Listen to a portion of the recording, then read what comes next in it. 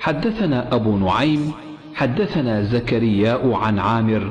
قال سمعت النعمان بن بشير يقول سمعت رسول الله صلى الله عليه وسلم يقول الحلال بين والحرام بين وبينهما مشبهات لا يعلمها كثير من الناس، فمن اتقى المشبهات استبرأ لدينه وعرضه،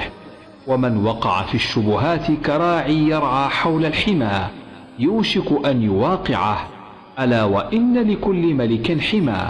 ألا إن حمى الله في أرضه محارمه، ألا وإن في الجسد مضغة إذا صلحت صلح الجسد كله وإذا فسدت فسد الجسد كله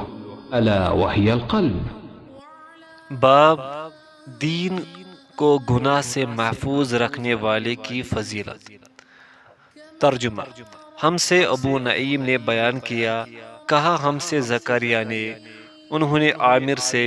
کہا میں نے نعمان بن بشیر رضی اللہ عنہما سے سنا، وہ کہتے تھے میں نے حضرت صلی اللہ علیہ وسلم سے سنا، آپ صلی اللہ علیہ وسلم فرماتے تھے حلال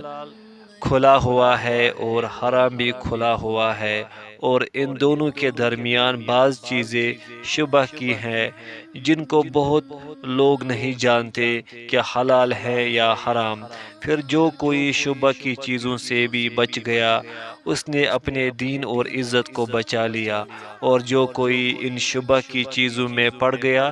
اس کی مثال اس چرواہے کی ہے جو شاہی محفوظ چراہ گاہ کے آس پاس اپنے جانوروں کو چرائے، وہ قریب ہے کہ کبھی اس چراہ گاہ کے اندر گھس جائے اور شاہی مجرم قرار پائے۔ سن لو، ہر بادشاہ کی ایک چراہ گاہ ہوتی ہے، اللہ کی چراہ گاہ اس کی زمین پر حرام چیزیں ہیں، پس ان سے بچو، اور سن لو بدن میں ایک گوشت کا ٹکڑا ہے، جب وہ درست ہوگا سارا بدن درست ہوگا، اور جہاں بگڑا سارا بدن بگڑ گیا، سن لو وہ ٹکڑا آدمی کا دل ہے۔